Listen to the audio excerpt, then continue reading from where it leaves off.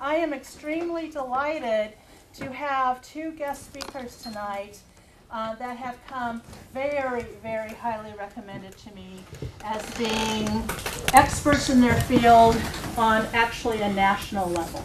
I don't know if you know this or not, but Anne is probably one of the premier lighting designers in the country. And the first speaker that we're going to have, who's writing her name on the board, isn't that one of those game shows where you write your name and guess who it is? I feel that way. This is Kale, and she is an interior designer and a lighting designer, which is what she specializes in.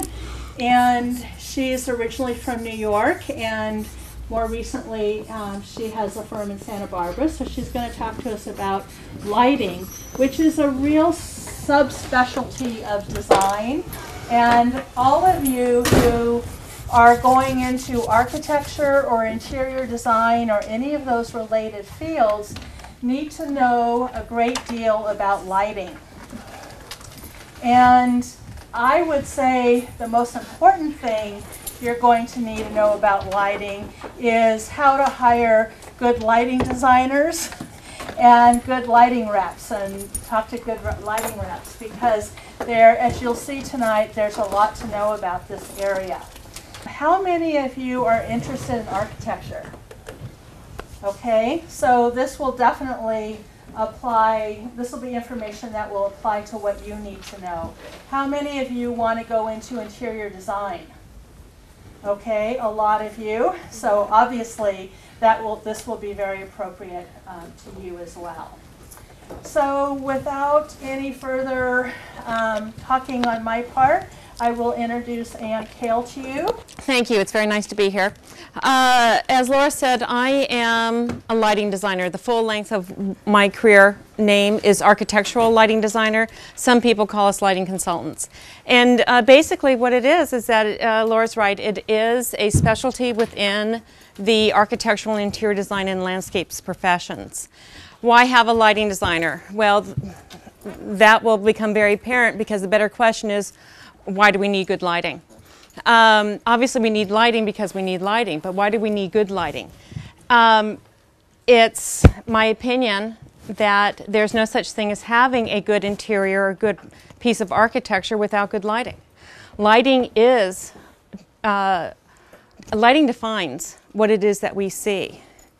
And the thing about vision is that no matter what, whatever is brightest, that's what you're noticing first. What's second brightest, that's what you're noticing second, and further down the line.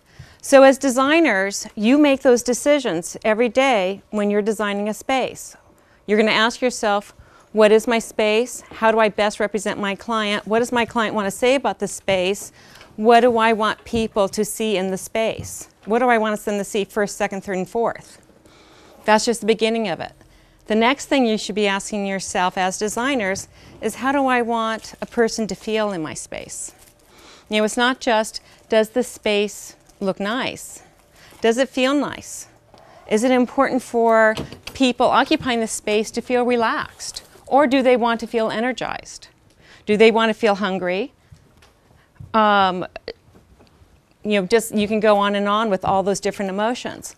Because the thing that's going to determine how a person feels within a space, number one, is how it's lit. If you'll notice, when you go about and you'll be in spaces and hopefully thinking about lighting, notice that the darker the spaces, the quieter people speak. If you're in a bright space and they dim the lights, listen to how everyone starts to drop their tone. If you're in a bright space, I guarantee you people will be speaking louder, they'll be speaking faster. The only other thing that determines as much as lighting about how a space feels is the sound that's in the space. And it's interesting to me that the two things that determine more about how a person feels within a space are the two things you can't touch. I came to lighting design. My degree is in interior design, much like what many of you are going to be doing. And I was granted an internship program right out of college. My degree's from San Diego State. I'm originally from California. That internship took me to New York City. I thought I was going to New York just for 1 year, I just didn't know it was going to take me 22 years to get home. So I relocated back to California, obviously Santa Barbara. It's where my firm is. And I relocated back to my home state 10 years ago. Now, the projects that I'm going to show you here, Laura asked me to concentrate on residential lighting, and I'm going to touch a little bit on retail lighting. I also know that students in her class are working on a spa. I don't have specific spa photos, but I'll be talking about considerations about spa lighting. By the way, if any of you have any questions, feel free, just throw your hand up, it'll be fine. So basically what we're trying to do in lighting in residential lighting, is that we're trying, first and foremost, I guarantee you, we're trying to make the residence beautiful, as beautiful as we can. And we're trying to reflect the client. My work is not to reflect my taste. My work is to reflect whose taste? Owners. If I have a strong-minded owner, it's my owner's taste. More times than not, I don't have a strong-minded owner. I'm reflecting my interior designer or my architect's space. But I'm reflecting someone else's space, someone else's taste. My job, I think, as a lighting designer is to make their job stronger. So, here's just, a beautiful residence that we finished. This is a client, obviously high-end residence here in Santa Barbara. Art, they are fabulous. But there's a really good chance the art is probably a little bit more important than the sofa. Look at the fireplace. Your fireplace in your living room, that's the heart of the home. And it's, you might, have a discussion amongst yourselves about, is it the kitchen table or is it the fireplace? Because it's going to be one or the other. So what do you want the fireplace? The difference between a fireplace and a kitchen table, fireplace is a focal point, meaning it's something you stare at. So if you're going to stare at something for a long time, let's make sure it's worthwhile being stared at, whether or not there's a fire in it or not. Now, the nice thing about a fireplace is the fire. And the fire's kinetic. It's moving. It's what draws you. It's also incredibly warm. Why do we love fire? It's a gorgeous color. You know what's great about the color? It makes you gorgeous. And that's the thing about lighting. It's not just lighting the space, it's lighting the people in the space. When you think about your restaurants, we do a lot of restaurants. It's not just about making the food look great. Going to a restaurant is about you having a good time. And if you're looking across the table and the person looks like, because they're underneath the downlight and they've got those shadows underneath their eyes and their nose ends up downward in their chin, well, the person across from you, if they look like, it doesn't take you long to figure out, so do you. So anyways, notice the nice warm, is that the pointer? Am I doing that right? The red one? Oh, the red one. Ah, notice that warm glow over here. Originally I thought we were going to light this whole stone fireplace, but then I realized if we light this whole stone fireplace, it starts to compete with the fire. Fire wins. It's a fireplace. Creating little patches of light. This is a very small room. Why does it feel very warm and cozy? Because it has patches of light. And later on you'll see a slide about exactly what lighting is. Table lamps, fabulous source of light. Not only do we get this nice punch of light down below, that's what is lighting that chair. Fabric on the chair looks great. You chose that fabric with great care. You want to make sure it looks great. It also is lighting up this shelving unit. Notice that this shelving unit is brighter than that shelving unit. That's okay. But it's because of the table lamp. We also have some task lighting. I'll be talking about the elements of light. The desks are highlights. There are highlights in here. Here's a little bit about spa lighting. It's bathroom lighting. Make sure, remember what I said about the restaurant? You want to look good. You know where you really want to look your best is in front of a mirror. Okay? It makes all the difference in the world about how you feel about yourself when you're going out and starting your day, especially for women. When I'm starting a residence, I'm always interviewing my clients. First thing I'm going to ask her is what's her makeup routine? I don't need to know specifics, but some women will say it's very important to me. Other women will say I really don't care. For men, I'm going to see if they're cutting a beard. And they've got to cut that line just right each time. And if they do, one of the things I'm going to recommend to the interior designer, I want a light countersink, a light vanity. If you give me a black vanity, I'm not going to get as much bounce light to underlight his chin. If you really want the dark vanity, that's okay. Just understand, make sure the guy isn't a really particular shaver. Anyways, vanity lighting. I'll give you a hint. 2 wall sconces. These happen to be pendants. Head height, about 3 feet apart. And then the downlight over the sink isn't for you, it's for the sink. It makes the sink look great. You don't look so good under it. Put the light just a little bit behind their head. Why? Makes their hair shine. It also gives you a little bit of a glow on your shoulder. It's called a key light for newsroom people. You just look a little better. So here are the basic elements of light, or 3 types of light. There's ambient light. Ambient light is fill light. It's light that completely fills a room and it doesn't particularly highlight any one surface. In other words, a decorative pendant will light the ceiling, the walls, and the floor the same. Your table lamp is also an ambient light source. Your ceiling cove, same thing. And your indirect or wall sconces. It just basically fills the whole room with light. You've got direct lighting. Direct lighting is where your highlighting is coming from. If you want to spotlight something, it's direct light, and that can either be accent, downlight, or wall wash. Task lighting is what's left over. Task lighting is just what it sounds like. It is to light your task. For those of, a sewing machine has a little light bulb in the sewing machine, doesn't it? It's so that you can see the needle feed the fabric through the needle. Your desk light is a task light. It helps you perform a task. So here's the thing about lighting. Like I said before, lighting is to determine what we see. It is also what determines shape and form. Without it, you do not have shape or form. It also is a great way of expressing volume. A lot of what I do, or what I think about in architecture, is how do I express the volume of the space. Here we have, what you're going to see is a series of computer renderings that we did of a very simple box space. And I think it's about 20, how wide is it? It's about 20 feet wide and about 40 feet long. The ceiling height, I think, is about 9 feet here. And what we have here are just 2 rows of wall washers. What's a wall washer? A wall washer is a fixture in the ceiling, and it does just what it says it does. It's a wall washer. It tries to illuminate the wall from the top of the wall all the way down to the bottom. And in this room, we're lighting just the 2 side walls.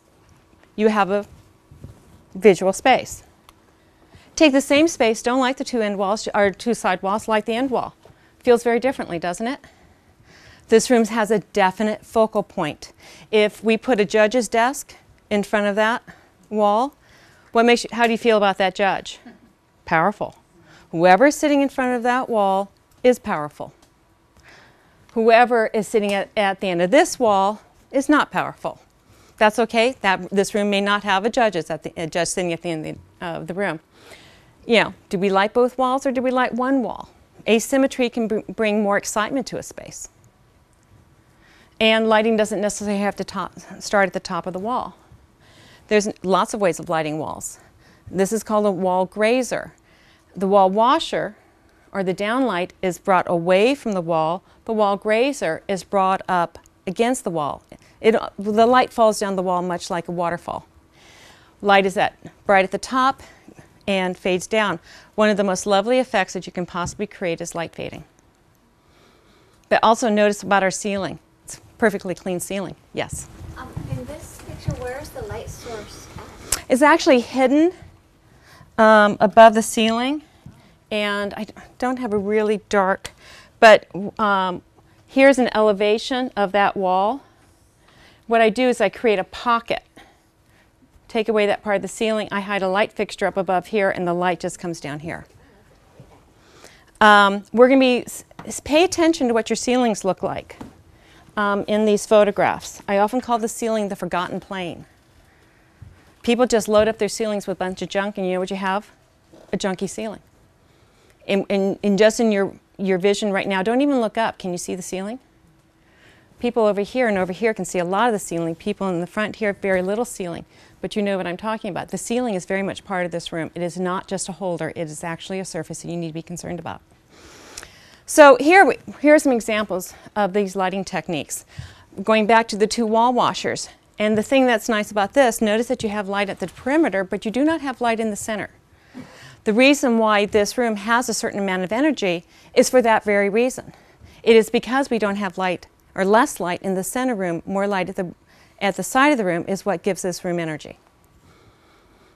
It also allows the eye to go right out that door. This room is somewhat about your views. And lighting, one of the things I think a lot about is, what do I see, remember, first, second, third? Well, if I'm in this room and I'm meant to see out that window, then that's going to affect my lighting.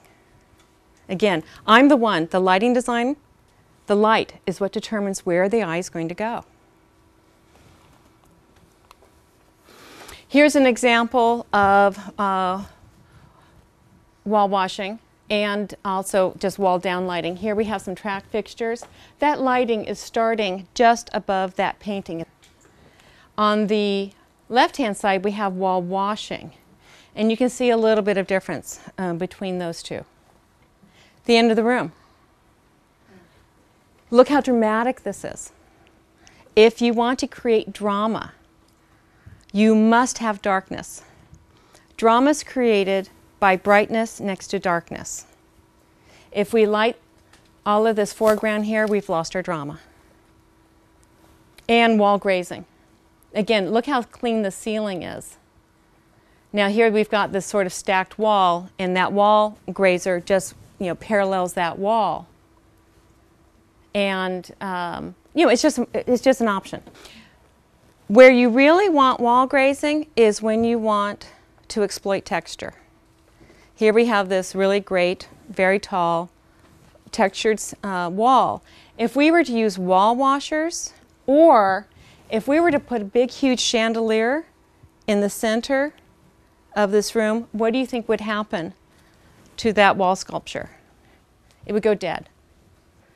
And if we use so much ambient light in the room, you might not even know that that's a textured wall. So light is what creates shadow, and remember what I said, form. You can also use wall grazers as a way of displaying something. You're going to be working on a retail project. One of the nice ways of displaying retail is to create special niches. This is not one of my projects. I think it's just a great project. I think it's Calvin Klein in New York City. And what we have here is this niche. That's this detail here cut in section. What you have is, this is where the clothes are displayed right in here. The fluorescent light is contained up in the niche where you can't see it. And then you have your halogen light or LED light out in front to highlight the garments. Yes? A lot of walls you have here is white. Mm-hmm. And is that also how it creates all the drama, that the shadow, and when you light it up on the white wall, it creates this very big contrast? Because I didn't see so much like dark colored or colored walls. You picked the perfect slide to ask that question. No, you don't need. Do you need white to create the drama? Absolutely not.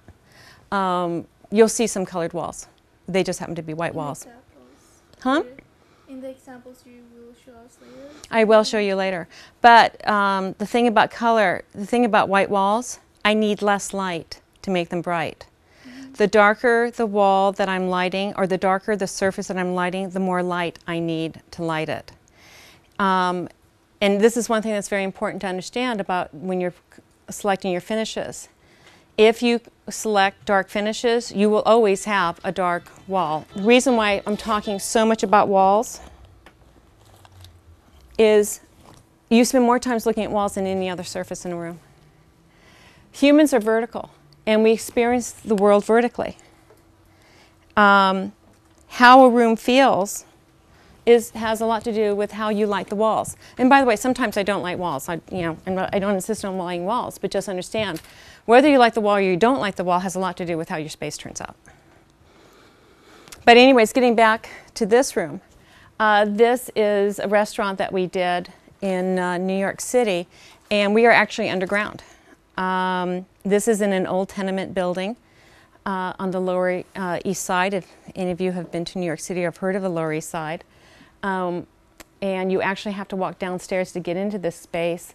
And instead of wall grazing from above, we are wall grazing from below, and we're lighting an old brick building. That's raw brick that you're seeing. The thing that's interesting about this space is that here's the trough.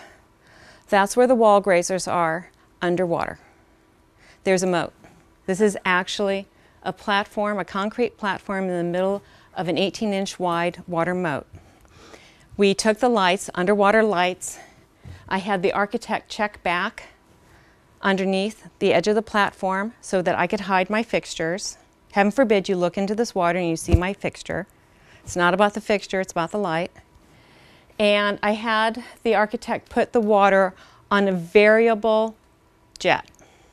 Variable is the key word here. The jet is just what moves the water. Variable, very important, is the speed in which the water moves.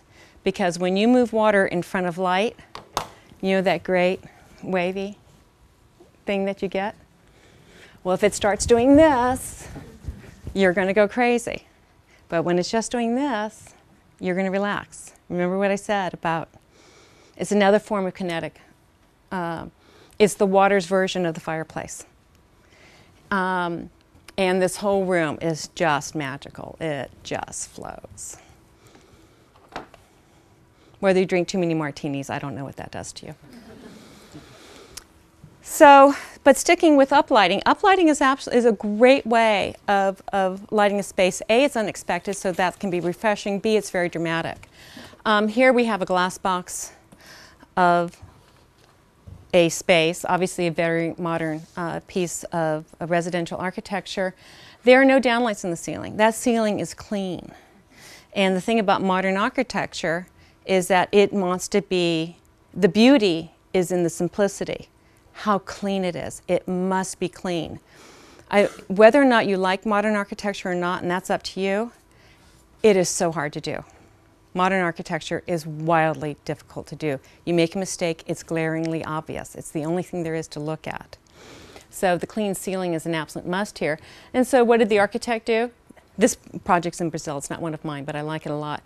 They just put in recessed uplights in the ground, and you get that soft glow on the ceiling.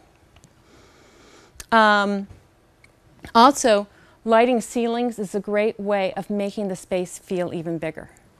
One of the things that I do, if I have a really low ceiling for residences, especially if you've got a basement and it's a low ceiling, get some uplight on that ceiling. You'll just visually raise that room. You'll make the room feel bigger too. And the last way of lighting a wall is you can always rear illuminate it. This is a lobby into a hotel in New York City. So, do you have to, anyways, and this is the last slide about the wall washing. You can do it all with just a few recessed wall, fixtures. And this is a comfortable room, perfectly nice. There are only 7 fixtures in the ceiling, and you've got your pendant. And unless you understand your equipment, this looks easy. Unless you understand your equipment, there are 10 different ways of screwing this up. And I'll give you some examples. It can look like that. So a lot of people will just go in and put their downlights in their ceiling and not pay much attention to where the fixture is. What is the light bulb? Is there a lens on it to soften the light? And is the light where it needs to be? Now, you would think that whoever hung these art pieces, do you think they might have thought of putting them under the light? In your travels, start noticing how often you see this. You'll see it in restaurants, you'll see it in corporate headquarters, you'll see it so many places I can't tell you. Like I said, lighting is supposed to follow something. And in this case, who got there first? The light fixture got there first. So it would have been nice if the art had actually followed the light. But also notice how the light is. Granted, this is not a professional photograph. Look how close that light is to the wall. Look how harsh it is. Now that might be a good thing, and here I don't think it is. Take a look at where that downlight is. And it's a wall washer. Now you know what a wall washer is, right? And see how comfortable? See how you can relax? If this was your conference room, you'd have an easy time concentrating on the work at hand. Whereas if this was your conference room, I feel like the movers are coming in to pack me away any second. So composition, what is lighting composition?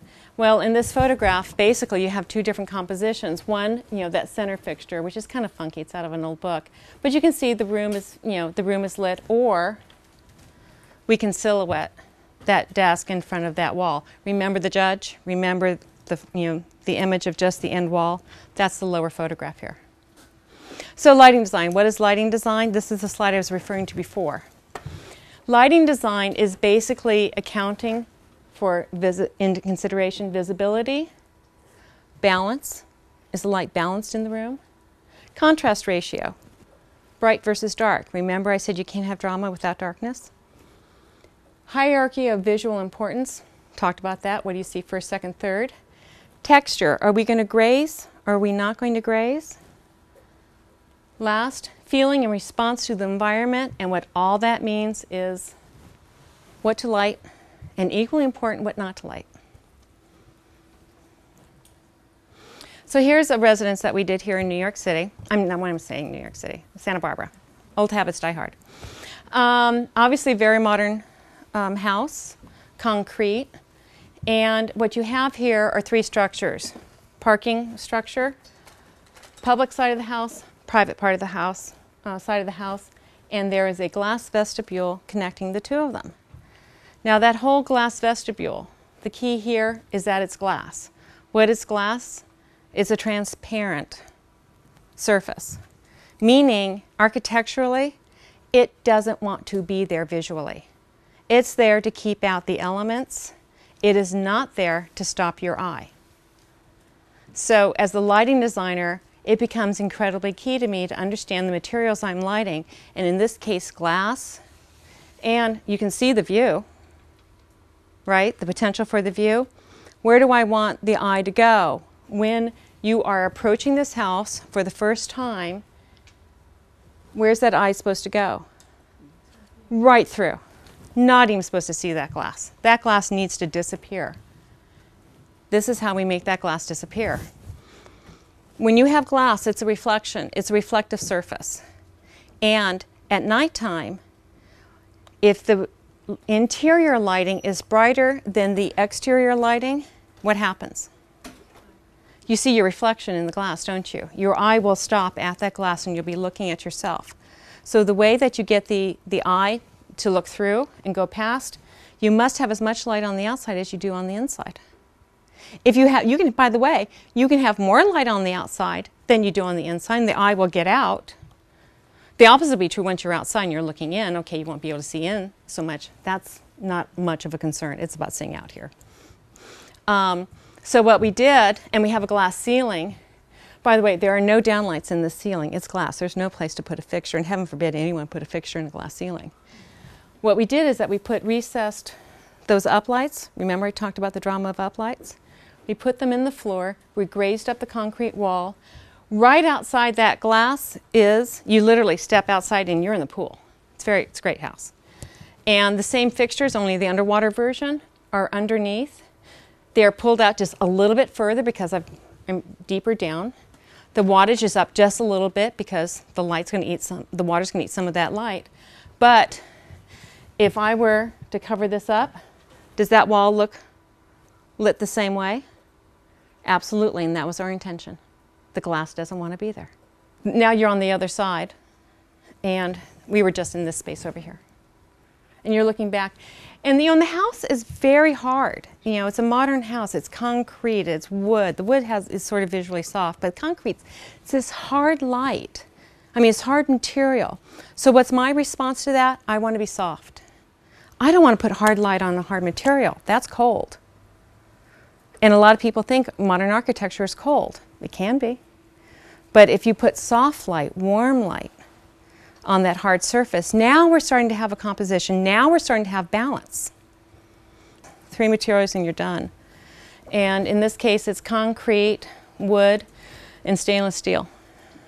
Notice the ceiling. That ceiling has a wood ceiling. It's covered in wood. It's precious. And so my job is to make sure that I'm going in with as tight of a pattern as I possibly can. Why? Because no one ever put a downlight in the ceiling to make the ceiling look better. Let me repeat that. No one ever put a downlight in the ceiling to make the ceiling look better. So use them sparingly. Put them in patterns. I'll show you examples of people who didn't put them in patterns. Why do I want my downlights to be in a pattern? Because the eye dismisses order. It recognizes, it notices disorder. Okay? If I've got everything in a line, it's not interesting, I move on. However, if I've got my lights mumbo jumbo, I'm noticing them. Downlights are not worthy of your attention. The fabulous materials are, the composition, the architecture, the interiors are worthy of your attention. Also, the other thing about when you're doing your lighting, notice there are 1, 2, 3, 4, 5, 6 downlights. Why?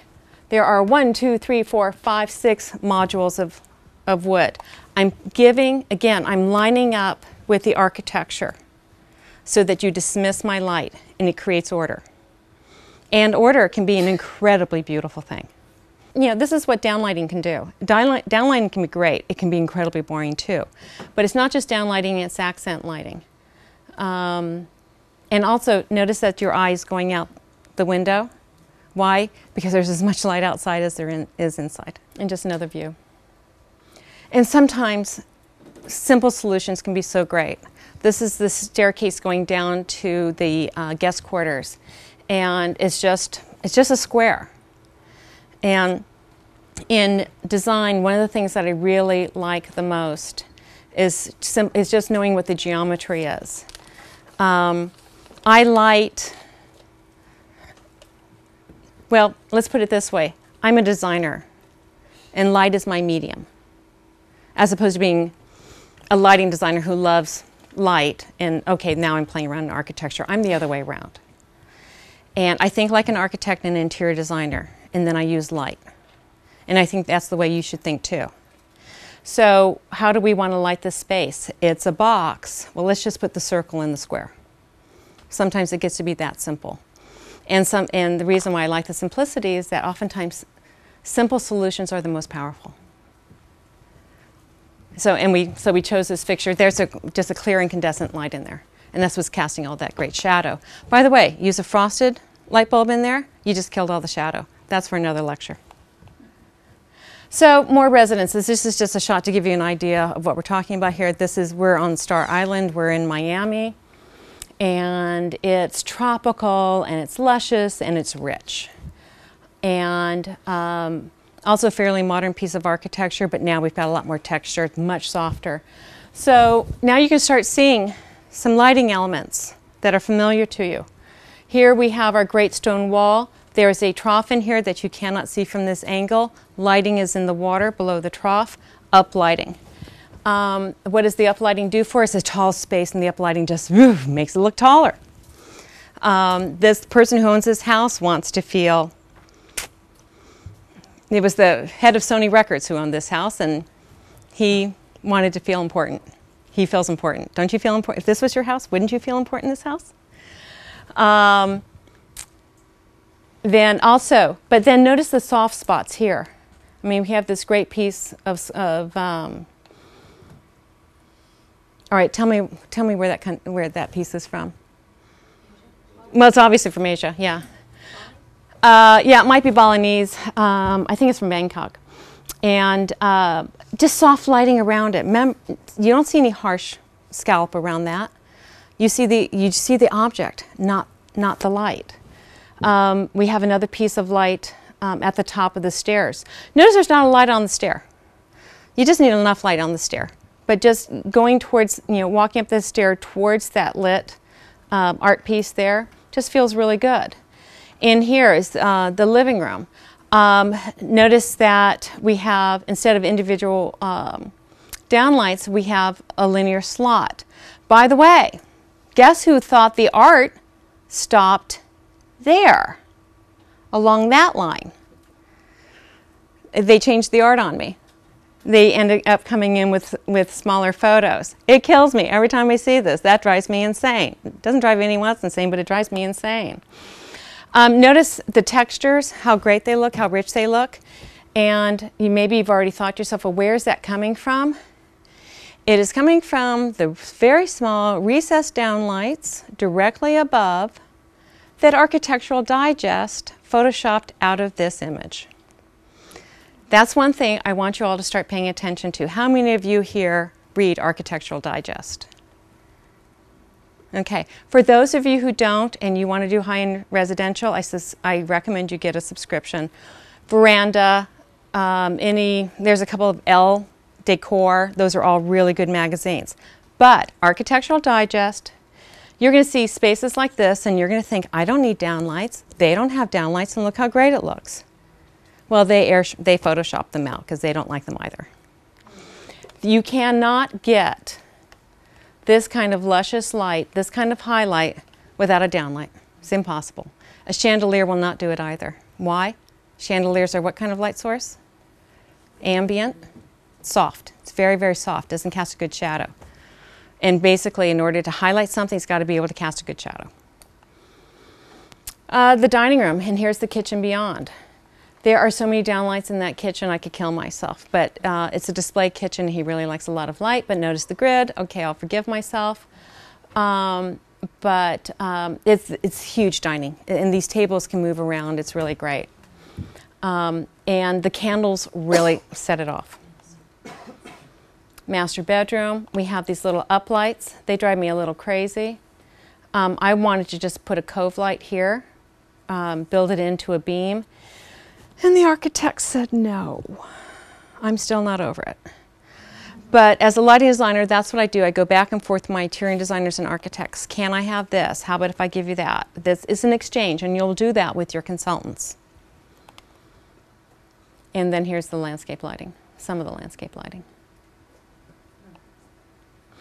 More residences. Artwork. Here's this great piece. And he's just, we've got 3 downlights. We didn't know what to expect. We thought there might be, 3 little pieces here. Instead, they went with the one larger piece. We hit him on top of the head. We hit him down here. The third one, we threw away. We didn't need it. Put a wide flood in it. Just like, pretend it's not there.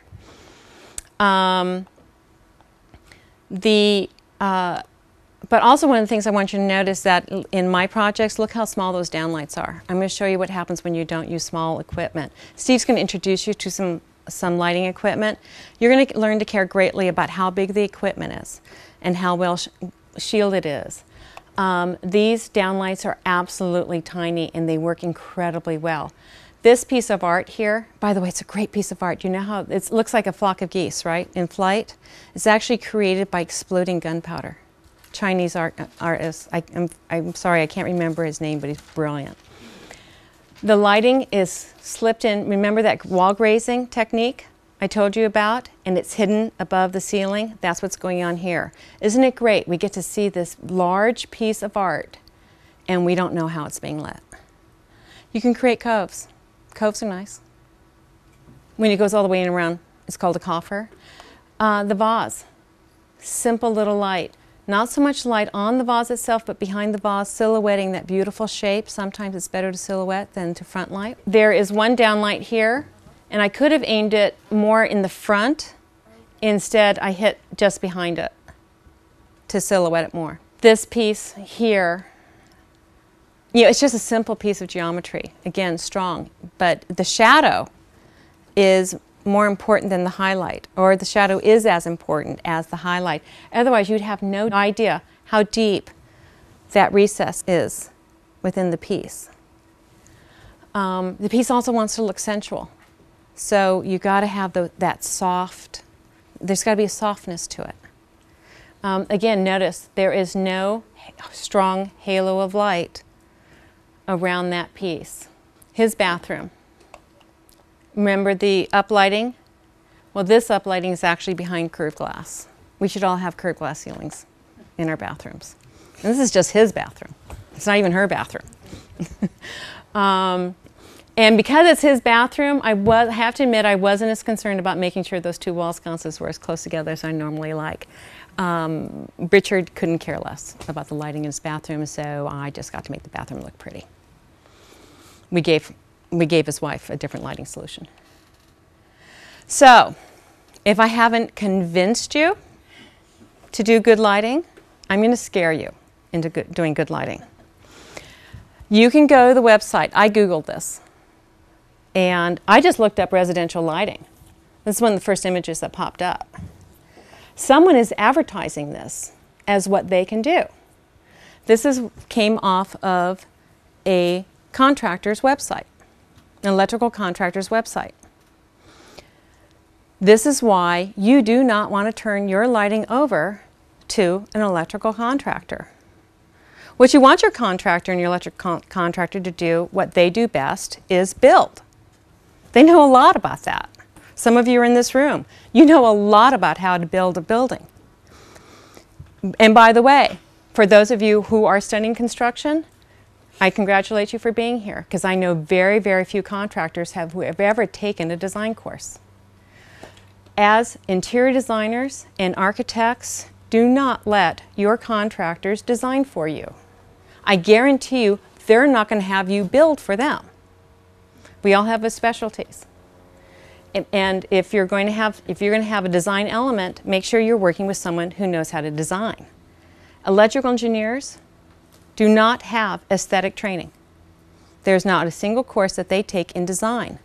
They can count amps and volts, and they can load up an electrical panel way better than I can.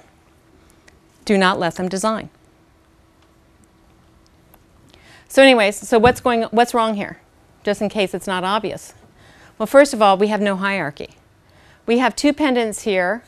I think they're supposed to be hanging over this island, but they're hanging way up here, so it's a little bit of visual stretch. And then we have 1, 2, 3, 4, 5 more pendants hung at the same height and about the same size, but they're different. Why? Makes no sense whatsoever. And then you have your recessed lights that are staring straight into you, because why? The ceiling is not here. It's here. And guess what? They're about the same size as the decorative pendants. So I ask you, what's the decorative and what's not in here? It all looks the same to me.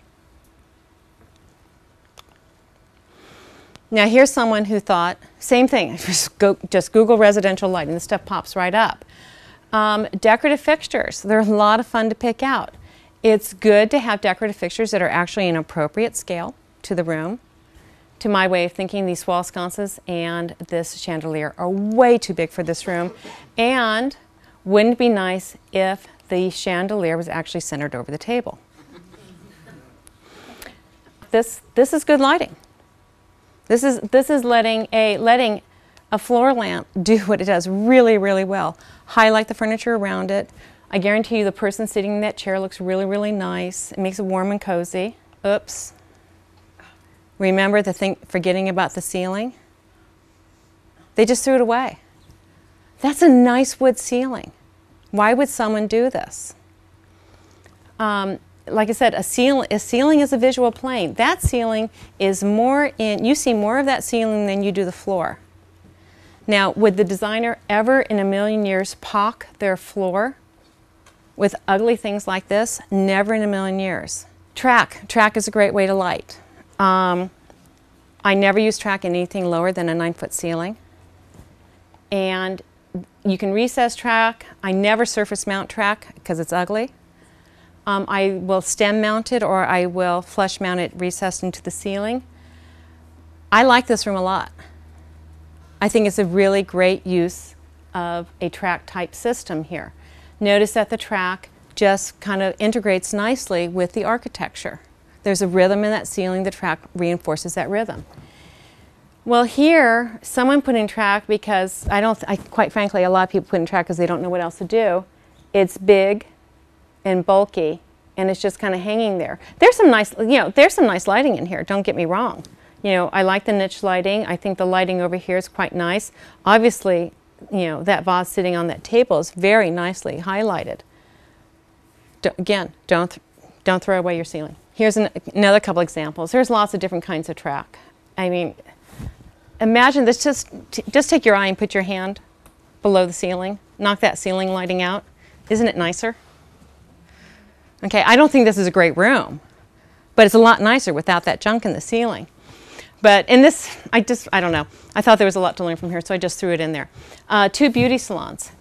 This obviously is, I think this one's working better. You got a dark ceiling, you don't notice the tracks so much. That's okay. You got a lot of highlights, it's very dramatic. Guess what's not working? Remember you looking in the mirror? I guarantee you, you look awful. That black chair, look how little light is there, and it's all coming right down on top of you. And you have nothing to do during a haircut but look at yourself in the mirror.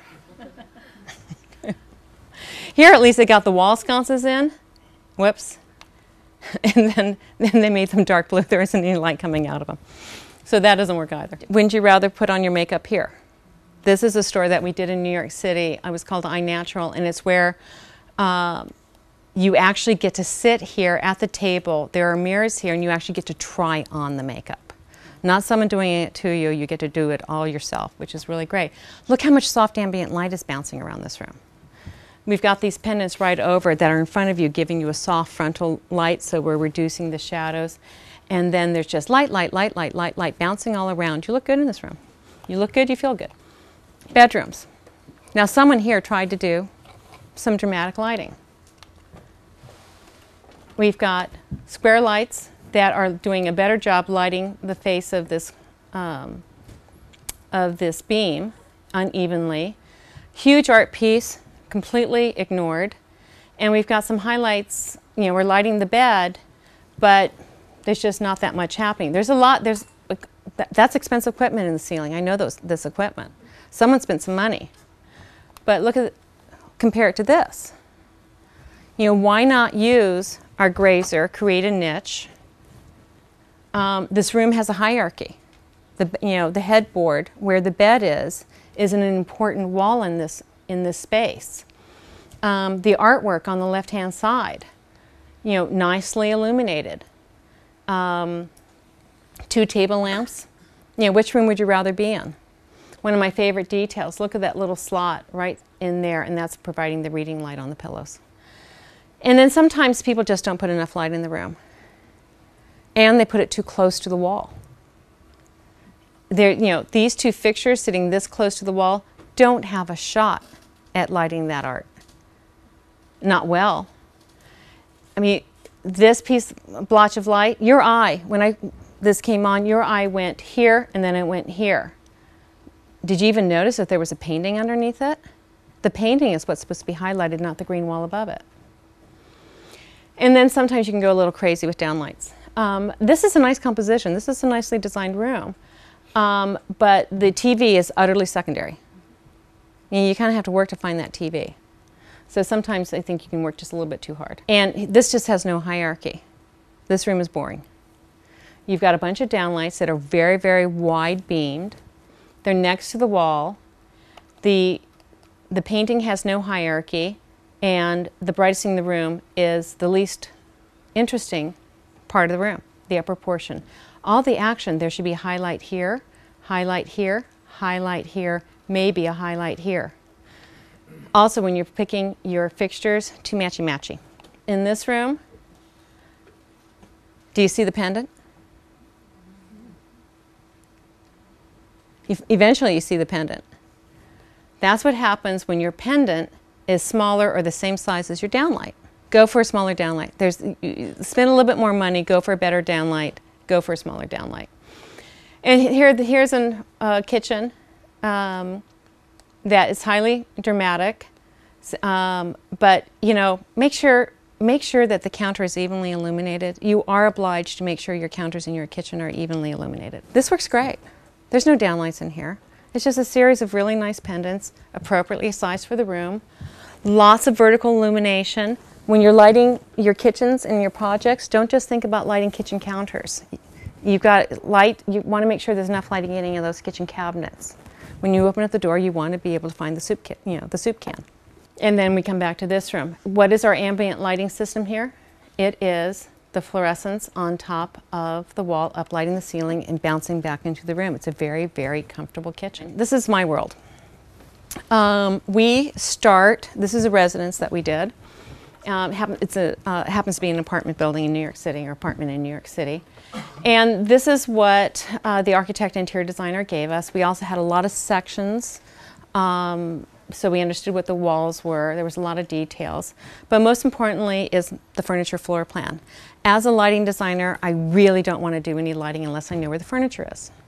You will have clients that won't know where the furniture is going to go. Well, actually, if they hire you as an interior designer, you know where the furniture is going.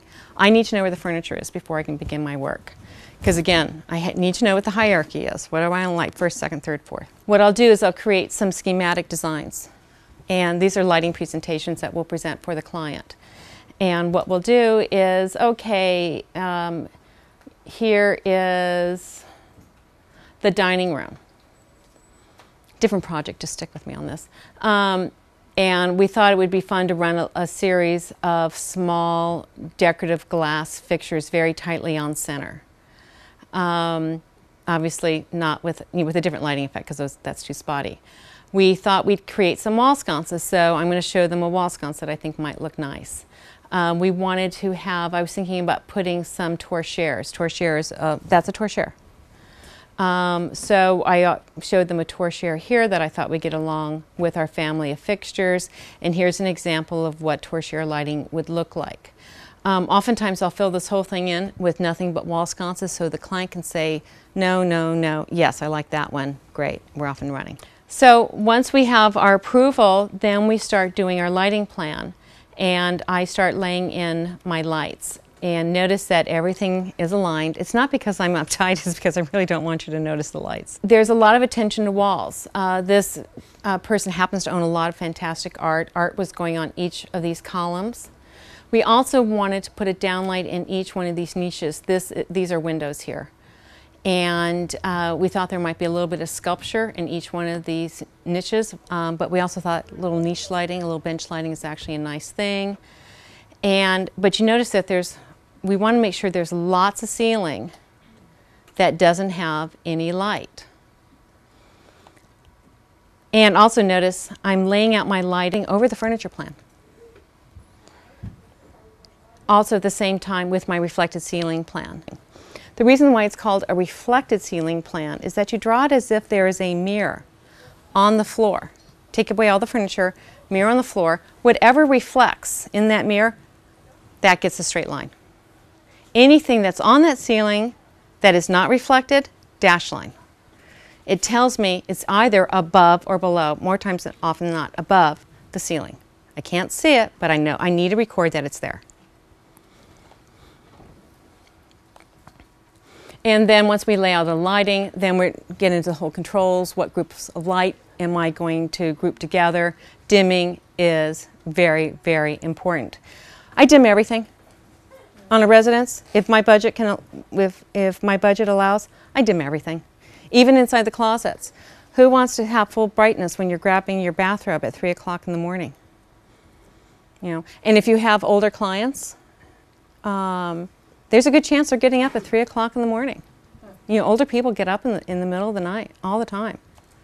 So, you know, it's just those little considerations that will help your clients a lot. Details. We do lots of details. This is a closet detail. The interior designer said to me, gee, wouldn't it be great if our client had as good a quality lighting in her own closet as she does in the stores that she shops in? So what we have here is, this is the hanger, there's the hanger, and there's a shelf at the top. Not only did we build in down lighting, but we also did backlighting. And I've come to really, really love backlighting, grazing light in the back of the closet. It just makes the closet look so much deeper. And you can see things better. It just looks better. You know, closets are kind of dark. Why not brighten them up a little bit? And on top of that, we also decided we wanted to uplight the room. And this is what it looks like. Here you can see, there's that front light. Here's that back light. And you see, you know, the brightness on the back of the wall? The client hadn't quite moved in yet. We just had a few shirts. We just threw them in there really quickly. Here's the uplighting. And then we also have some front lighting to light the room. One of the fun things we get to do, same client. This is for a house here in Santa Barbara. This is our pool cabana. And the interior designer bought about 30 of these Indian lanterns, all in different colors. And he wanted them in a random pattern and at random heights. So how do you know what's a good random pattern? Because it sounds like it's easy, it's really hard. We got balloons about the same color, and we doubled them up because to approximate the height. And we made them helium, and we strung them to the floor with weights on the floor, because it's much easier to move something on the floor than it is to get on a ladder and move it from the ceiling. So this way we could just set them all out on the floor, raise and lower them. Brought the interior designer who was flying in from Chicago. He spent 15 minutes with us, and he said, how about we move this one and we adjust that one? Okay, perfect. He left, and then we spent the next 3 hours with the electrical contractor measuring each one. And that's what it looks like. We ended up having to actually move to only vertically, because that's a wood ceiling. That's the other thing. It's not so easy. You can patch a wood ceiling and bring in a faux painter and make it look like it's still wood, but run another fixture in there, really difficult, really expensive. So we wanted to make sure we got it right. We ended up raising, I think, like 2 fixtures, because we also brought in some spotlights here, and we were hitting some. But only having to adjust 2 fixtures in a minor way that's pretty darn good. Okay, retail lighting. Number one thing, get the customer in the door. Your job as the designer is to sell your client's products. Lighting has an awful lot to do with that. Get them in the door. Because if you're a store, chances are you've got competition to the left and right of you. Now, this is a furniture showroom. Acts just the same as a retail store. And we're inside the Pacific Design Center. How many of you have been to the Pacific Design Center? Okay, all of you are going to be there in your future. You got nothing but huge furniture showrooms all around, and they're all visually competitive. So we want to make sure we have great lighting. What brings people in the door? Making sure that big, gorgeous limestone wall is really well lit. And there's another wall over here that's just as big that's covered in this plastic topiary. Also, we just make it visually interesting. Again, get them in the door. Chanel, London. You know, she's beautifully lit. Here's the thing about stores on streets. You got to know how fast the car's going by, because at nighttime, that's free advertising. How well you light that store is free advertising for your client. So are they pedestrians? Are they going to walk by and stand there and say, oh my God, I am looking for a vest just like that? Or are they traveling 35 miles an hour going right by and saying, oh, the faster they're going, the brighter it needs to be. The inside of the store. Now this is Chanel. This is very, very high end. Interestingly enough, the trend in retail, the more expensive the product, the darker the store is. The cheaper the product, the brighter the store is. Your big box retailers, Costco, Walmart, Kmart, big box retailers. That's what they're called, big box, because they're in a big box. And you have even illumination everywhere. There's no hierarchy. They just want to make sure you can get everything, you can see everything down the aisle from the top of the display case to the bottom. Works really, really well. But what do we associate with big box retail? Inexpensive. What's Chanel? Expensive. They're going to be darker. And notice that we have the display cases are really well lit. And the reason why they're really well lit, look how precious. There is just one item on each shelf. How precious.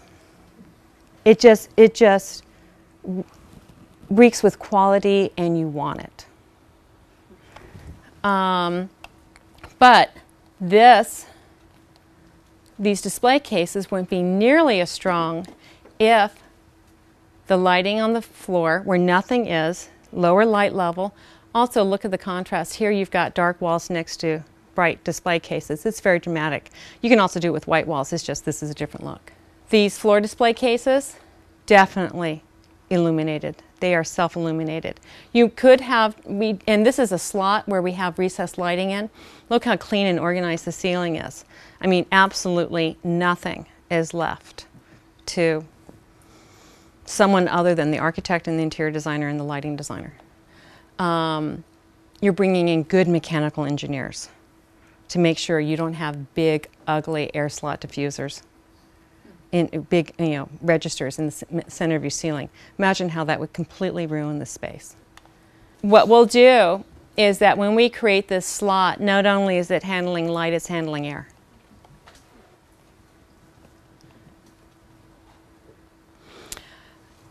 Does everything have to be expensive? No. These are bare lamp fluorescent strips. I mean, bare lamp fluorescent strip, it's about the ugliest light source you can possibly look at. Only I made sure, we wanted a little bit of a cutting edge. This is an eyeglass store in New York City. And we just wanted this really kind of honest, exposed lighting system. But I can guarantee you, I probably looked at 50 manufacturers to make sure I got the cleanest bare lamp fluorescent strip. I mean, I don't want to screw out of place.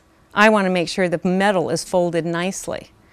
I don't want to see a raw edge or a bad paint finish on the fixture. And line them up in a row, create your soldiers all up in a row, and all of a sudden you've got something that's strong. And now it's design. And then just light the back wall, and then you got to give them another version of cool. Just rear illuminated glass, slanted glass. This was the first one we did. Same client. Extremely simple. This is not expensive. Here, instead of lining up the fluorescents, we just took a semi-recessed, large round fixture. We wanted to make sure it has presence. Either I want it to go away or I want it to be there. I'm not real fond of something in between. Rear illuminated glass. We used rib glass. Rib glass has ribs running through it. And I didn't know it, but it worked out really well because the ophthalmologist, it's all filled with glasses, and glasses get scattered all over the place. Because it's rib glass, he has lines that help him get his glasses all nicely lined up. Paint stores. You might do a paint store someday. If you can light a paint store, you can light anything. But, and what are paint stores? I mean, it's a bunch of, I don't know, kind of unattractive stuff all thrown in. But this store wanted to present itself as the designer's paint store. They wanted to attract people like you. They wanted to attract the neighborhood that says, well, I don't want to just go to any paint store. I want a paint store that's going to help me make my home beautiful. So great graphics, sort of Andy Warhol type graphics. So what do? You got a big graphic wall, you light it bright. You make sure it's the brightest thing in the room.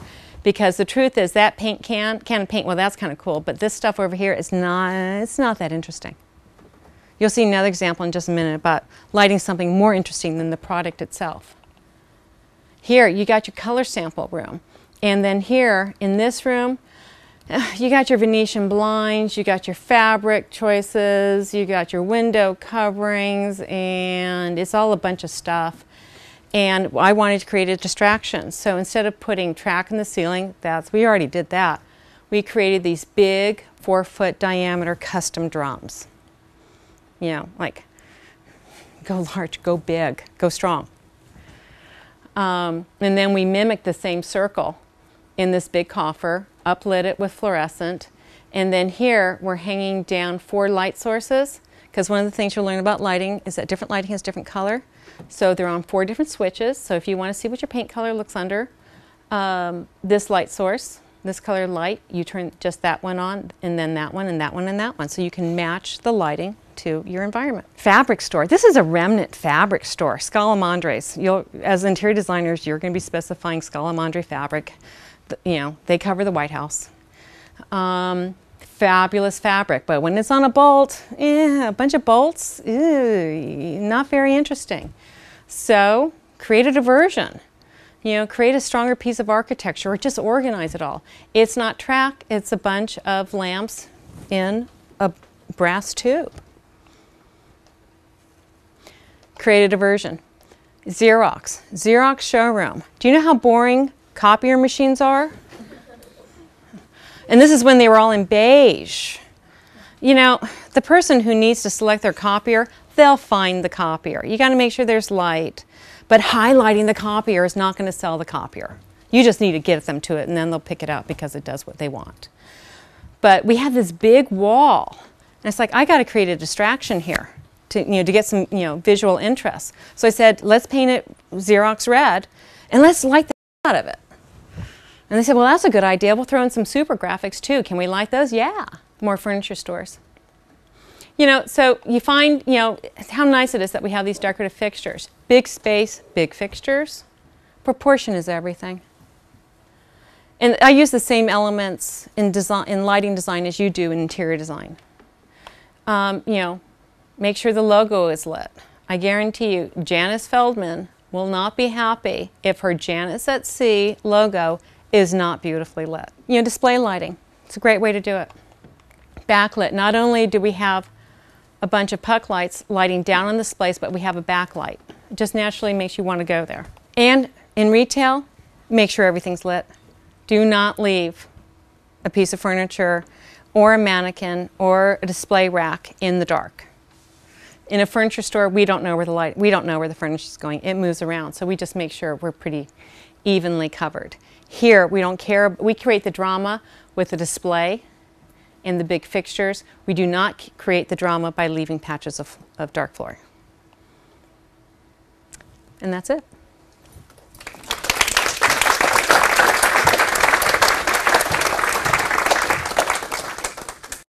How did you get the knowledge that you have to be such an excellent lighting designer? My degree is from San Diego State and in interior design.